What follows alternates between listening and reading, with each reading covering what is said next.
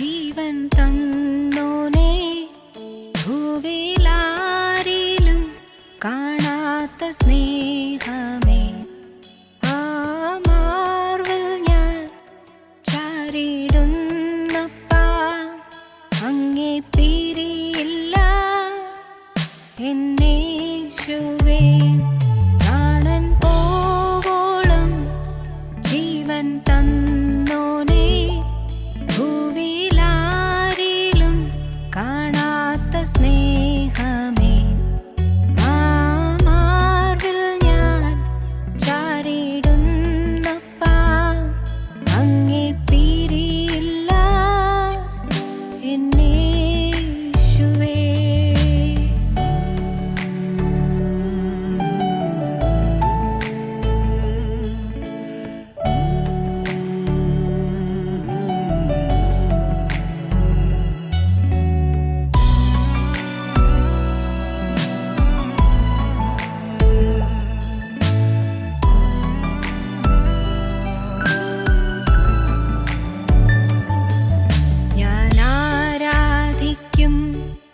N കർത്താവിനെ മറ്റാരേക്കാളും വിശ്വസ്തൻ ആയോനേ, ആ സ്നേഹം ക്രൂശിൽ ഞാൻ കണ്ടതാൽ അങ്ങേ പോലെ വേറാരുമില്ലയേ.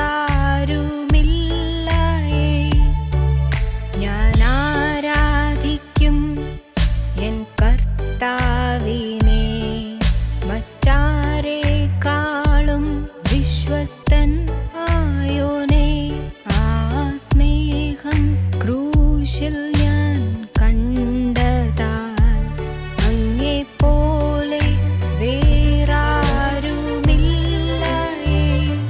പ്രാണൻ പോവോളം ജീവൻ തന്നോനേ, ഭൂവിലാരിലും കാണാത്ത സ്നേഹമേ, ആ മാർവിൽ ഞാൻ ചാരിടുന്നപ്പാ, അങ്ങേ പിരിയില്ല എന്നേശുവേ.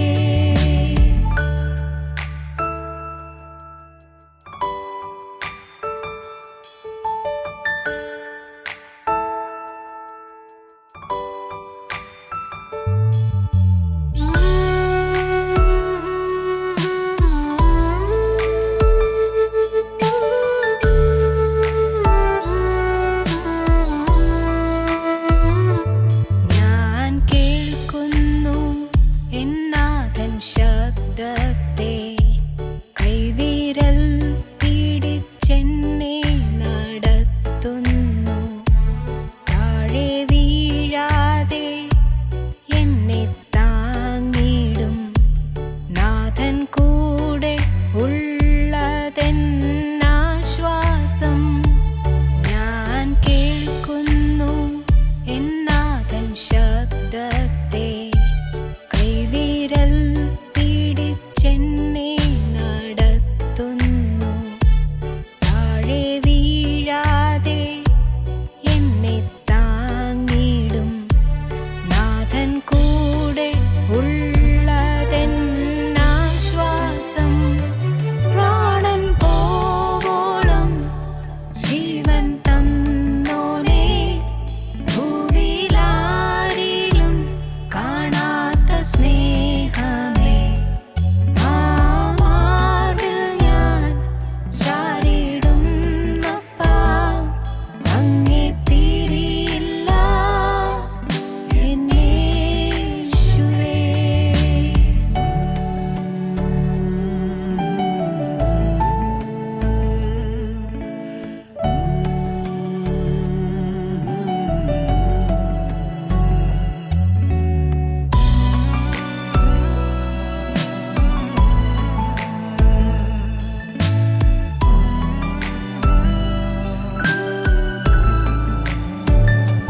കഴിവല്ല നിൻ കൃപ മാത്രമേ, ഈ പേരും ഉയർച്ചയും നിന്ദാനമേ. എന്നെ നിർത്തിയ നിൻ കരുണ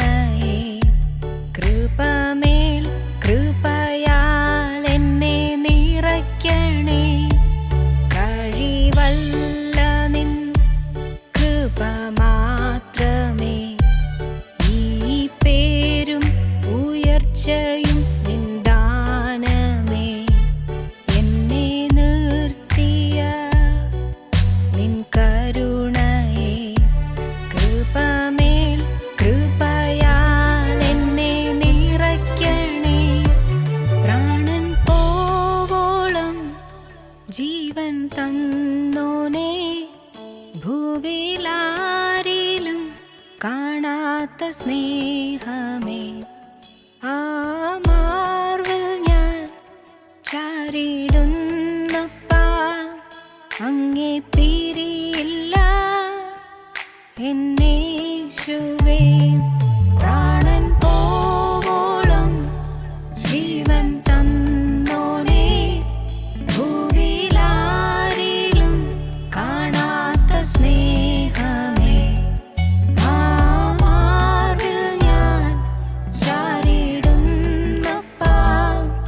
അങ്ങേ പിരിയില്ല എന്നേശുവേ.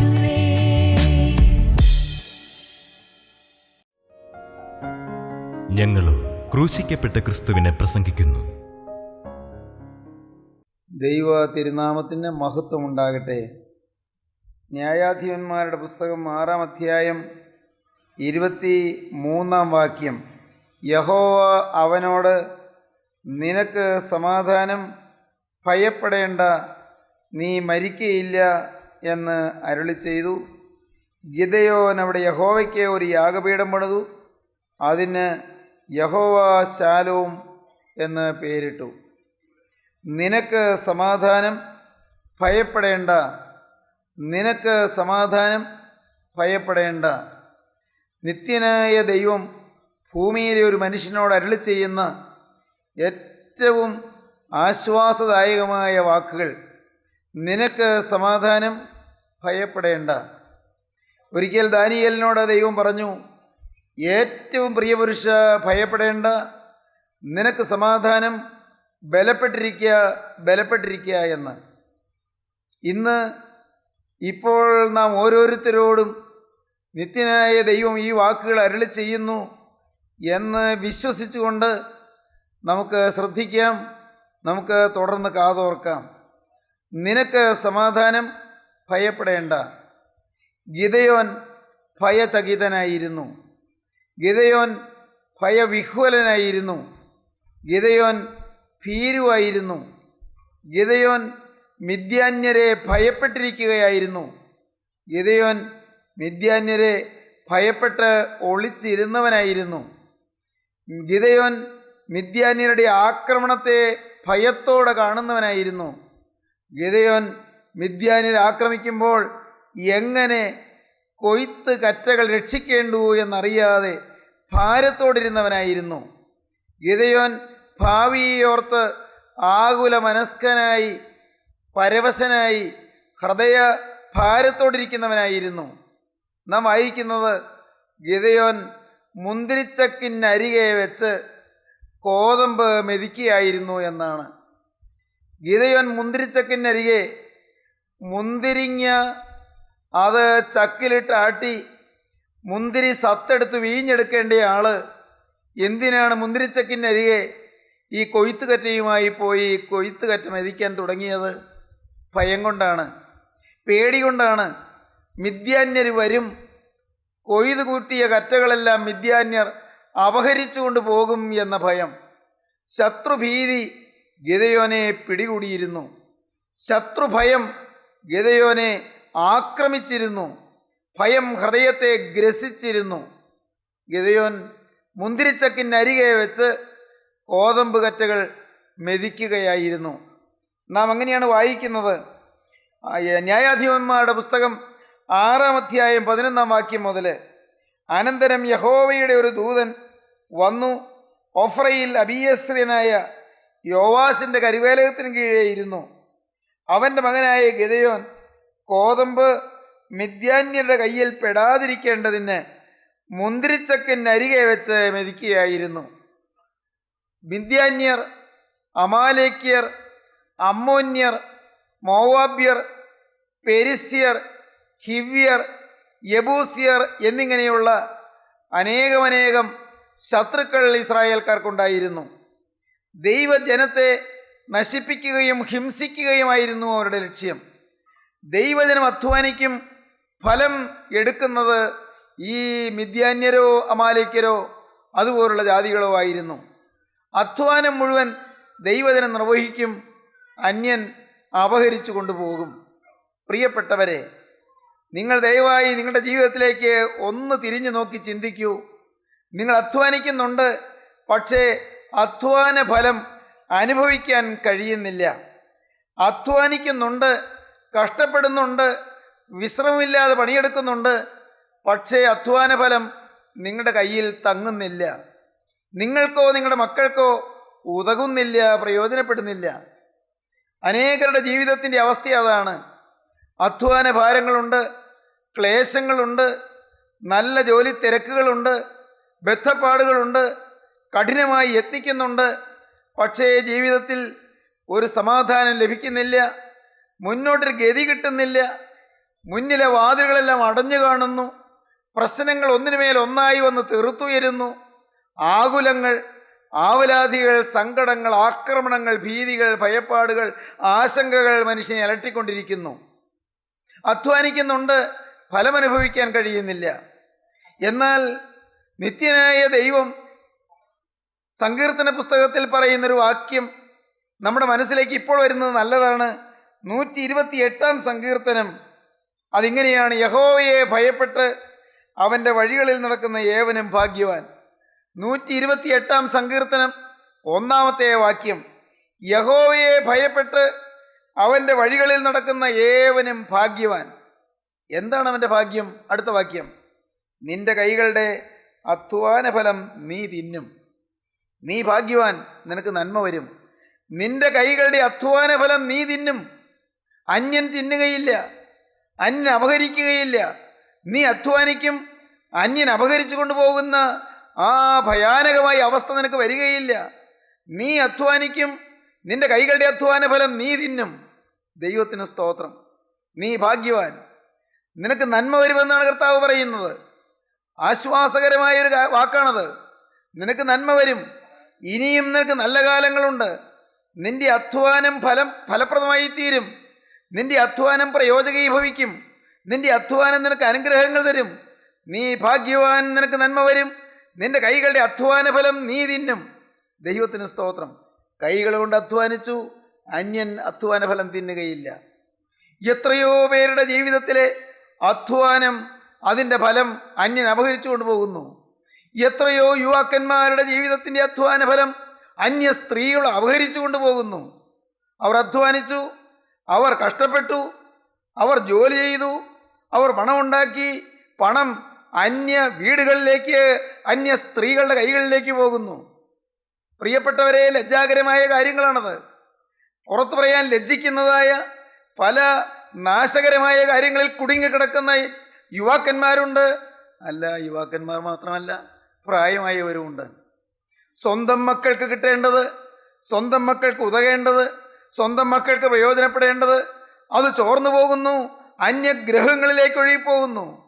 നിന്റെ തണ്ണീര് അന്യജലാശയത്തിലേക്ക് ഒഴുകരുത് എന്ന് സദൃശവാക്യങ്ങളിൽ ജ്ഞാനിയായ ശലോമോൻ പറയുന്നുണ്ട്. നിന്റെ തണ്ണീര് അന്യജലാശയങ്ങളിലേക്ക് ഒഴുകരുത്, അന്യരിലേക്ക് ഒഴുകിപ്പോകേണ്ടതല്ല. അത് നിന്റെ വീട്ടിൽ നിന്റെ പ്രിയപ്പെട്ടവർക്ക് തന്നെ ലഭിക്കേണ്ടതാണ്. ദൈവത്തിന് സ്തോത്രം. ശരീരത്തിൻ്റെ ആരോഗ്യം, ശരീരത്തിൻ്റെ സൗന്ദര്യം, നമുക്ക് നേടിയെടുത്ത വിഭവങ്ങൾ, അധ്വാനിച്ചുണ്ടാക്കിയതായ സമ്പാദ്യങ്ങൾ, നമ്മുടെ ധനം, നമ്മുടെ ആരോഗ്യം, നമ്മുടെ കഴിവ്, നമ്മുടെ സിദ്ധി, നമ്മുടെ മികവ്, നമ്മുടെ തികവ്, നമ്മുടെ നൈപുണ്യം, നമ്മുടെ വൈദഗ്ധ്യം, ഇതെല്ലാം അന്യർക്ക് പോകാതെ തടുത്തു പിടിക്കേണ്ടത് ആവശ്യമാണ്. നമ്മുടെ അധ്വാന ഫലം നാമും നമ്മുടെ മക്കളും അനുഭവിക്കേണ്ടതാണ്. അന്യഗ്രഹങ്ങളിലേക്ക് പോകരുത്. നീ ഭാഗ്യവാൻ, നിനക്ക് നന്മ വരും. നിന്റെ കൈകളുടെ അധ്വാന ഫലം നീ തിന്നും. ദൈവത്തിന് സ്തോത്രം. ഗിദെയോൻ്റെ പേടി അതായിരുന്നു, ഗിദെയോൻ്റെ ഭാരം അതായിരുന്നു. അധ്വാനിക്കുന്നുണ്ട് പാവം. ഗിദെയോനും അവൻ്റെ അപ്പനും ആ ഇസ്രായേൽക്കാരെല്ലാം കഠിനമായി അധ്വാനിക്കും. എന്ത് കഷ്ടപ്പെട്ടാണ് അവർ ഗോതമ്പ് വയലിൽ പണിയെടുത്തത്!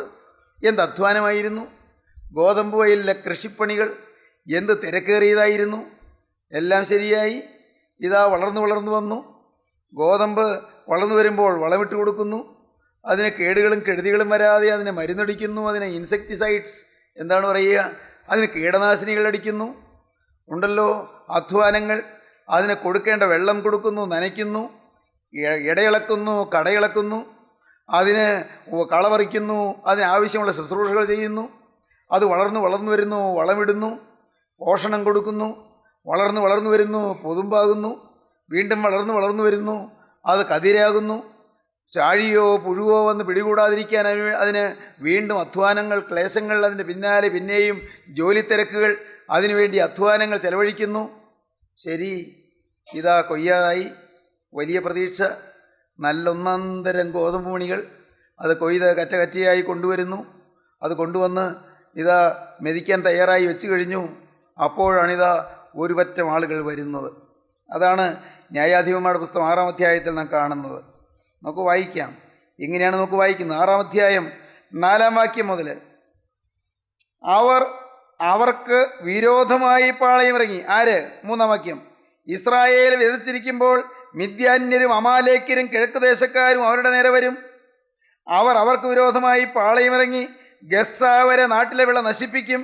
ഇസ്രായേലിന് ആഹാരമോ ആടോ മാടോ കഴുതയോ ഒന്നും ശേഷിപ്പിക്കുകയില്ല. അവർ തങ്ങളുടെ കന്നുകാലികളും കൂടാരങ്ങളുമായി പുറപ്പെട്ട് വെട്ടിക്കിളി പോലെ കൂട്ടമായി വരും. അവരും അവരുടെ ഒട്ടകങ്ങളും അസംഖ്യമായിരുന്നു. അവർ ദേശത്ത് കടന്ന് നാശം ചെയ്യും. ഇങ്ങനെ മിദ്യാന്യരാൽ ഇസ്രായേൽ ഏറ്റവും ക്ഷയിച്ചു. ഇസ്രായേൽ മക്കൾ യഹോവയോട് നിലവിളിച്ചു. ദൈവത്തിന് സ്തോത്രം. ഇസ്രായേൽ മക്കൾ വലഞ്ഞു. കർത്താവേ, ഞങ്ങൾ അധ്വാനിക്കുന്നു, അധ്വാന ഫലം അന്യൻ കൊയ്തുകൊണ്ടു പോകുന്നു, അന്യൻ അപഹരിച്ചു കൊണ്ടുപോകുന്നു. കർത്താവെ, കറ്റ മെതിച്ചു കൂട്ടുന്നു, ഞങ്ങൾ കഷ്ടപ്പെട്ടു, പക്ഷേ അന്യൻ കൊണ്ടുപോകുന്നല്ലോ. ഇസ്രായേൽ മക്കൾ നിലവിളിച്ചു. വെട്ടുക്കിളി പോലെ ഗണമായി കൂട്ടം കൂട്ടമായി മിദ്യാന്യ സൈന്യം വരികയാണ്. എല്ലാം അപഹരിച്ചുകൊണ്ട് പോവുകയാണ്. ഗിദെയോൻ ഭീതിയോടെ, ഗിദെയോൻ അത്യന്തം ഭീരുത്വത്തോടെ അവനൊരു കാര്യം ചെയ്തു, നഷ്ടപ്പെടാതിരിക്കാൻ. മുന്തിരിച്ചക്കിനരികെ ഗോതമ്പ് കറ്റകൾ കൊണ്ടുവച്ചു. മുന്തിരിച്ചക്കിനരികെ മുന്തിരിവള്ളി, അതിൽ നിന്ന് കിട്ടുന്ന മുന്തിരിങ്ങ, അതല്ലേ കാണേണ്ടതുള്ളൂ. അതുകൊണ്ട് അങ്ങോട്ട് മിദ്യാന്യർ വരികയില്ല. അതുകൊണ്ട് അവിടെ വെച്ച് മെതിക്കാമെന്ന് തീരുമാനിച്ചു. ബുദ്ധിയാണത്, നല്ല ബുദ്ധിപൂർവ്വമുള്ളൊരു കരുതലാണത്, സൂക്ഷ്മതയാണ് ഉള്ള. എന്നാൽ എല്ലാം കാണുന്നൊരു ദൈവമില്ലേ? ഗിദെയോൻ്റെ ഉള്ളിൽ പിടയ്ക്കുകയാണ്. ഞാനെങ്ങാനും ഇവിടെ വെച്ച് മെതിച്ചുകൊണ്ടിരിക്കുമ്പോൾ മിദ്യാന്യർ വരുമോ? ഞാൻ എത്ര നിസ്സാരൻ. അതും ഗിദെയോൻ പറയുന്നുണ്ട്, പിന്നീട് പറയുന്നുണ്ട്, ഞാൻ എത്ര നിസ്സാരൻ. ദൈവത്തിന് സ്തോത്രം. ഗിദെയോൻ പറയുകയാണ്, ഞാൻ ഇസ്രായേലിനെ എങ്ങനെ രക്ഷിക്കും? 6-ാം അധ്യായം 15-ാം വാക്യം. അയ്യോ കർത്താവേ, ഞാൻ ഇസ്രായേലിനെ എങ്ങനെ രക്ഷിക്കും? മനശ്ശെയിൽ എൻ്റെ കുലം എളിയതും എൻ്റെ കുടുംബത്തിൽ വെച്ച് ഞാൻ ചെറിയവനുമല്ലോ എന്ന് പറഞ്ഞു. ഞാൻ നിസ്സാരനാണ്, ഞാൻ വളരെ ബലഹീനനാണ്, ഞാനൊരു പാവപ്പെട്ടവനാണ്, കരുത്തില്ലാത്തവനാണ്, എനിക്ക് പ്രാപ്തിയില്ല, ഞാൻ ദുർബലനാണ്. എൻ്റെ കർത്താവേ, ഞാൻ നിസ്സാരനല്ലോ. മനശ്ശെ ഗോത്രത്തിൽ എൻ്റെ കുലം എളിയതാണ്, എൻ്റെ കുടുംബത്തിൽ വെച്ച് ഞാൻ ഏറ്റവും ചൂത്തയാണ്, എൻ്റെ കുടുംബത്തിൽ വെച്ച് ഞാൻ ഏറ്റവും ചെറിയവനാണ്, ഞാൻ ഏറ്റവും നിസ്സാരനാണ്. എനിക്ക് സാധിക്കുമോ കർത്താവേ ഈ മിദ്യാന്യരുടെ കയ്യിൽ നിന്ന് ഇസ്രായേൽ രക്ഷിക്കാൻ? ദൈവത്തിന് സ്തോത്രം. സഹോദരീ സഹോദരങ്ങളെ കേൾക്കൂ. ഗിദെയോൻ്റെ വാക്കുകൾ കേട്ട് നിത്യനായ ദൈവം സ്നേഹത്തോടെ പറയുകയാണ്, ഭയപ്പെടേണ്ട, നിനക്ക് സമാധാനം. ഭയപ്പെടേണ്ട, നിനക്ക് സമാധാനം. ഞാൻ നിന്നോടുകൂടെ ഇരിക്കും. പ്രിയപ്പെട്ടവരെ, നിങ്ങളുടെ അധ്വാന ഫലം നഷ്ടപ്പെടുത്തിക്കൊണ്ടിരിക്കുന്നവരാരെങ്കിലും ഇവിടെ ഇരിപ്പുണ്ടോ? അധ്വാന ഫലം ശത്രു അപഹരിച്ചു കൊണ്ടുപോകുന്നവരാരെങ്കിലും ഇവിടെ ഇരിപ്പുണ്ടോ? ഇത്രയും കാലത്ത് നിങ്ങളുടെ അധ്വാന ഫലമെല്ലാം പാഴായി പോയതുകൊണ്ട് നെടുവീർപ്പോടെ വിതുമ്പി കരഞ്ഞുകൊണ്ട് വിങ്ങി മനസ്സ് വേദനിച്ചിരിക്കുന്നവരാരെങ്കിലും ഉണ്ടോ? നല്ല കാലങ്ങൾ പാഴായി പോയല്ലോ, നല്ല കാലങ്ങളെല്ലാം കളഞ്ഞു പോയല്ലോ, എൻ്റെ നല്ല യൗവന വീര്യമെല്ലാം ചോർത്തിക്കളഞ്ഞു പോയല്ലോ. യൗവനത്തിൻ്റെ ശക്തിയും യൗവനത്തിൻ്റെ വീര്യവും കരുത്തുമെല്ലാം പാപത്തിനും തിന്മയ്ക്കും വിട്ടുകൊടുത്ത് ഞാൻ നേടിയെടുക്കേണ്ടതായ സൗഭാഗ്യങ്ങളെല്ലാം ഞാൻ തന്നെ കളഞ്ഞു കുളിച്ചല്ലോ. പാപത്തിനും വൃത്തികേടിനും കൊള്ളരുതായ്മയ്ക്കും ഇടം കൊടുത്ത്, പിശാചിനിടം കൊടുത്ത് എൻ്റെ അധ്വാന ഫലം പിശാചും അവൻ്റെ പിണിയാളുകളും അപഹരിച്ചു കൊണ്ടുപോയല്ലോ. നാഥ, പാഴായി പോയല്ലോ എൻ്റെ ജീവിതം എന്ന് കേഴുന്നവരാരെല്ലാം ഉണ്ട്. സ്നേഹിതരെ, നിത്യനായ ദൈവം ഇപ്പോൾ നിങ്ങളുടെ അനുതാപം കണ്ട് അവൻ നിങ്ങളുടെ അരികിലേക്ക് വന്ന് ഭയപ്പെടേണ്ട, നിനക്ക് സമാധാനം എന്ന് കൽപ്പിക്കും. ഭയപ്പെടേണ്ട, നിനക്ക് സമാധാനം എന്ന് കൽപ്പിക്കും. സഹോദരങ്ങളെ, നിങ്ങൾക്ക് നിങ്ങളുടെ ജീവിതം നിത്യനായ ക്രിസ്തുവിൻ്റെ കരങ്ങളിലേക്ക് കൊടുക്കാമോ? വാഴ്ത്തപ്പെട്ട കർത്താവിൻ്റെ കരങ്ങളിലേക്ക് നിങ്ങളുടെ ഭാവി നിങ്ങൾക്ക് ഏൽപ്പിച്ചു കൊടുക്കാമോ? കഴിഞ്ഞ കാലത്തെ നഷ്ടങ്ങളെല്ലാം നികത്തി തരുന്ന ഒരു ദൈവമുണ്ട്. വിട്ടിലും വെട്ടുക്കിളിയും തുള്ളനും പച്ചപ്പുഴവും തിന്നുകളഞ്ഞ സംവത്സരങ്ങൾക്ക് വേണ്ടി പകരം തരുന്ന ഒരു ദൈവമുണ്ട്. കഴിഞ്ഞ കാലത്ത് പാഴായിപ്പോയ കാലങ്ങളെല്ലാം മടക്കി തരുന്ന ഒരു ദൈവമുണ്ട്. ഭയപ്പാട് മാറ്റുന്നൊരു ദൈവമുണ്ട്. ജീവിതത്തിന് അർത്ഥം നൽകുന്ന ഒരു ദൈവമുണ്ട്. ജീവിതത്തിന് ധൈര്യം തരുന്ന ഒരു ദൈവമുണ്ട്. ഭയമകറ്റുക മാത്രമല്ല, ധൈര്യം പ്രദാനം ചെയ്യുകയും ചെയ്യും. ഗിദെയോനെ ദൈവം ധൈര്യപ്പെടുത്തി. ദൈവത്തിൻ്റെ കൃപ ലഭിച്ചാൽ ധൈര്യം ലഭിക്കും. ധൈര്യം നഷ്ടപ്പെട്ടവരാരെല്ലാം ഇവിടെയുണ്ട്. പലതരത്തിലുള്ള ഭീതി കൊണ്ട് ആകുലമനസ്കരായിരിക്കുന്നവരാരെല്ലാം ഉണ്ട്. മനസ്സ് ചഞ്ചലപ്പെട്ടുകൊണ്ടിരിക്കുന്നവരാരെല്ലാം ഉണ്ട്. നാളെയോർത്ത് വ്യാകുല ഭാരത്തോടെ സങ്കടത്തോടെ കഴിയുന്നവരാരെല്ലാം ഉണ്ട്. അധ്വാന ഫലമെല്ലാം പൈശാചിക ശക്തിക്ക് വിട്ടുകൊടുത്തതിൽ നിരാശ കൊണ്ട് കേഴുന്നവരാരെല്ലാം ഉണ്ട്. സമാധാനം തരാൻ ക്രിസ്തുവുണ്ട്. ആശ്വാസം തരാൻ ദൈവമുണ്ട്. ക്രിസ്തു നിങ്ങളെ സമീപിക്കുകയാണ്. ക്രിസ്തു നിങ്ങളുടെ അരികത്തുകൂടെ നടക്കുകയാണ്. ഗിദെയോനെ ദൈവം വിളിച്ചു, അല്ലയോ പരാക്രമശാലിയെ, യഹോവ നിന്നോട് കൂടെയുണ്ട് എന്ന്. ഗിദെയോൻ അമ്പരന്ന് പോയി. ഈ ഭയചകിതനായ മനുഷ്യനെ പരാക്രമശാലി എന്ന് ദൈവം വിളിക്കുന്നു. എന്നെ എന്താണ് അങ്ങനെ വിളിക്കുന്നത്? ഞാനോ ഒരു പേടിത്തൊണ്ടൻ. ഭയങ്കര ഭയം തന്നെ, എന്നും പേടി തന്നെ. ഇവിടെ ഞാൻ ഈ കോതമ്പ് മെതിക്കുന്നത് പോലും പേടിച്ചാണ്. ശത്രുക്കൾ വരുമോ, പിടികൂടുമോ, എന്നെ കൊല്ലുമോ, ഗോതമ്പ് അപഹരിച്ചു കൊണ്ട് പോകുമോ? ഭയത്തോടെയാണ് ഞാനിവിടെ നിൽക്കുന്നത്. ദൈവം പറയുന്നു, അല്ലയോ പരാക്രമശാലിയെ, ദൈവം നിന്നോട് കൂടെയുണ്ട് എന്ന്. സഹോദരങ്ങളെ, എന്താണ് ഇതിൻ്റെ അർത്ഥം? നാം ഭയപ്പെട്ടിരിക്കുമ്പോൾ ദൈവം ഇപ്പോഴത്തെ അവസ്ഥയല്ല കാണുന്നത്, നാളെ നാം എന്താകുമെന്നാണ് കാണുന്നത്. Future possibilities and higher potentialities, അതാണ് ദൈവം കാണുന്നത്. ഫ്യൂച്ചർ പോസിബിലിറ്റീസ്, ഭാവികാല സാധ്യതകൾ ദൈവം കാണുന്നു. പ്രിയപ്പെട്ടവരെ, സബ്ലൈം എക്സ്പെക്റ്റേഷൻസ്, ഉദാത്തമായ പ്രതീക്ഷകൾ ദൈവം പുലർത്തുന്നു. ദൈവവൈതലേ, നിന്നെക്കുറിച്ച് ദൈവം ചില പ്രതീക്ഷകൾ പുലർത്തുന്നുണ്ട്. നിന്റെ ഇന്നത്തെ സ്ഥിതിയല്ല ദൈവം കാണുന്നത്, അതിനപ്പുറത്ത് നാളെ നീ എന്താകുമെന്ന് ദൈവം കാണുന്നു. ഇന്ന് നീ പേടിത്തൊണ്ടനാണ്, ഇന്ന് നീ ഭീരുവാണ്, ഇന്ന് ഭയം നിന്നെ അലട്ടുന്നുണ്ട്, ഇന്ന് ശത്രുഭീതി നിന്നെ വലയം ചെയ്യുന്നുണ്ട്. എന്നാൽ നാളെ നീ പരാക്രമശാലിയാകാൻ പോവുകയാണ്.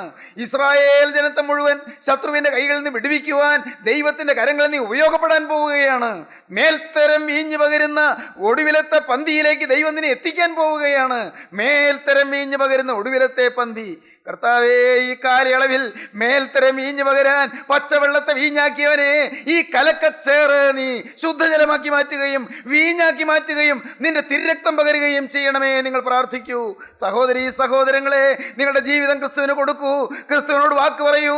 നിങ്ങളുടെ ജീവിതത്തിൻ്റെ അനന്തമോഹനമായ സാധ്യതകളിലേക്ക് വിരൽ ചൂണ്ടിക്കൊണ്ട് നിങ്ങളെ നയിക്കുവാൻ ശക്തനായ ക്രിസ്തുവിനെ നിങ്ങളുടെ ഹൃദയത്തിന് നാഥനായി നിങ്ങൾ സ്വീകരിക്കൂ. യേശുവിനോട് നിങ്ങൾ വാക്ക് പറയൂ. ഉടയവനെ, ഇന്നു മുതൽ ഞാൻ നിന്റെ വക. യേശുവേ, ഇന്നു മുതൽ ഞാൻ നിന്റെ വക. എൻ്റെ യേശുവേ, ഇന്നു മുതൽ ഞാൻ നിന്റെ ദാസനായി നിന്റെ അടിമയായി ജീവിക്കും. എൻ്റെ ആയുസ് നിനക്ക് തരുന്നു. കാരണം നീ എനിക്ക് വേണ്ടി നിന്നെ തന്നെ തന്നതാണ്. നിന്റെ ദിവ്യ ജീവൻ എനിക്ക് വേണ്ടി ക്രൂസിൽ അർപ്പണം ചെയ്തതാണ്. നിന്റെ തിരുരക്തം നീ ക്രൂസിൽ അർപ്പിച്ചതാണ്. എന്നെ വീണ്ടെടുക്കാൻ, എന്നെ സാത്താന്റെ പിടിയിൽ നിന്ന് വിടുവിക്കാൻ, ശത്രുഭീതിയിൽ നിന്ന് മോചിപ്പിക്കാൻ, എന്നെ പരാക്രമശാലിയാക്കുവാൻ നീ കുരിശിൽ ജീവൻ വെടിഞ്ഞതാണ്. ഞാൻ വിശ്വസിക്കുന്നു. യേശുവേ, എൻ്റെ കഴിഞ്ഞകാല ജീവിതത്തിലെ തോൽവികൾ, എൻ്റെ കഴിഞ്ഞകാല ജീവിതത്തിലെ പരാജയങ്ങൾ എല്ലാം മാറ്റി എന്നെ പരാക്രമശാലിയാക്കണമേ. എൻ്റെ ഭയപ്പാട് മാറ്റണമേ, ശാന്തി പകരണമേ, സമാധാനം തരണമേ, ആകുലങ്ങൾ മാറ്റണമേ.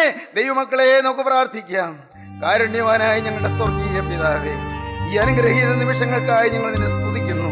എൻ്റെ കർത്താവേ, ഞങ്ങളുടെ ഹൃദയം കാണുന്നുവല്ലോ, അവിടുന്ന് ഇപ്പോൾ ഞങ്ങളെ നോക്കിക്കൊണ്ടിരിക്കുന്നുവല്ലോ, ഓരോരുത്തരെയും അവിടുന്ന് സമീപിക്കുന്നുവല്ലോ. ഈ വാക്കുകളെ കേൾക്കുന്ന ഓരോരുത്തരുടെ അരികിലേക്ക് അവിടുന്ന് കടന്നു ചെല്ലുന്നല്ലോ. നാഥ, അവിടുത്തെ കരം നിന്റെ മക്കളുടെ ശിരസിൽ വെക്കണമേ. നാഥ, ഭയത്തോടിരിക്കുന്നവരെ, ഭാവിയോർത്ത് നിരാശപ്പെട്ടിരിക്കുന്നവരെ, ജീവിതത്തിലേക്ക് തിരിഞ്ഞു നോക്കി ആകുലത്തോടിരിക്കുന്നവരെ, ജീവിതത്തിൽ സമാധാനമില്ലാതെ വലയുന്നവരെ, ഉടയവനെ നീ ഇപ്പോൾ തൃക്കരം വെച്ച് ആശീർവദിക്കണമേ, അനുഗ്രഹിക്കണമേ. രോഗബാധകൾ മാറ്റണമേ, പൈശാചിക ബന്ധനങ്ങൾ അഴിക്കണമേ, ഭൂതബാധകൾ മാറ്റണമേ, കുടുംബശാന്തി അയക്കണമേ, ബന്ധനങ്ങൾ അഴിക്കണമേ, തിരുനാമം മഹത്വപ്പെടുത്തണമേ. യേശുക്രിസ്തുവിന്റെ മഹത്വമേറിയ നാമത്തിൽ താഴ്മയോടെ പ്രാർത്ഥിക്കുന്ന പിതാവേ, കൃപയോടെ കേൾക്കുമാറാകണമേ. ആമീൻ. ഹല്ലേലൂയ.